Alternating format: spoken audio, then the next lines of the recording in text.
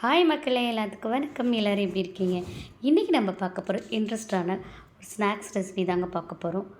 10 நிமிஷத்தில் evening snacks நல்ல ஒரு டேஸ்டியாக நறுக்கு முறுக்குனுங்க. இது ரொம்பவே உடம்புக்கு நல்லதுங்க. சின்னவங்கலேருந்து பெரியவங்க வரை எல்லாருமே எடுத்துக்கலாங்க. சிம்பிளாக டேஸ்டியாக மக்கானா சாட் எப்படி செஞ்சலான்னு பார்த்துடலாமா? இப்போ ஒரு கடாயை எடுத்துக்கலாம். லோ ஃப்ளேமில் வச்சுக்கோங்க. மக்கானா வெல்லாவும் போட்டுக்கலாம். அதாவது தாமரை விதை பதப்படுத்தியதுங்க. இதை போட்டு நல்லா ட்ரை ரோஸ்ட் பண்ணிக்கலாம். நல்லா வறுத்துக்கிட்டே இருங்க. ஒரு 6லேருந்து 7 நிமிஷம் நல்லா வறுத்துக்கிட்டே இருங்க.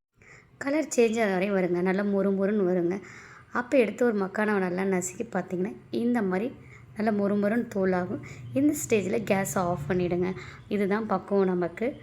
இப்போ வறுத்த மக்கானா ஒரு பவுலில் கொட்டி வச்சிடலாங்க.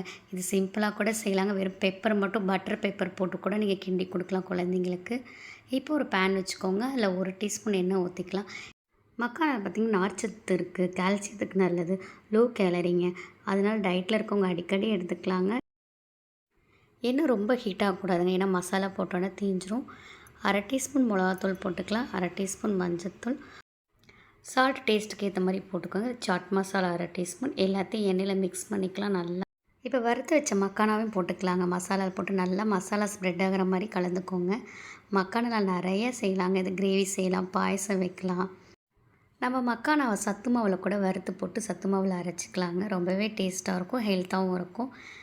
நீங்கள் கொஞ்சமாக தேங்காய் எண்ணெய் ஊற்றி நிறைய பூண்டு தட்டி போட்டு இந்த மக்கானாவை அப்படியே வறுத்து சாப்பிட்டு பாருங்களேன். நம்ம பொரி சாப்பிட்ற மாதிரி இருக்கும். ரொம்ப டேஸ்டியாக இருக்குங்க. மக்கானா இப்போ ஒரு பவுலில் போட்டுட்டு நான் பெரிய வெங்காயம் குட்டி குட்டியாக கட் பண்ணி போட்டிருக்கேன்.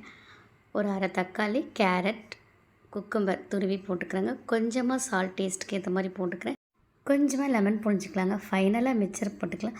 நல்லா இதை குலுக்கி விட்டுக்கோங்க. குழந்தைங்களுக்கு இனிமேல் குக்கரே லேஸ்லாம் வாங்கி தராதிங்க. அவ்வளோதாங்க, நம்ம மக்கானா ரெடி ஆகிடுச்சு. இதோட டேஸ்ட் அப்படி இருக்குங்க. எல்லாருக்கும் இந்த வீடியோ பிடிச்சிருந்தா மறக்காமல் பாப்பீஸ் கிச்சனுக்கு லைக் பண்ணுங்கள், ஷேர் பண்ணுங்கள், கமெண்ட் பண்ணுங்கள். அப்புறம் மறக்காமல் சப்ஸ்கிரைப் பண்ணுங்கள். பாய் பாய்.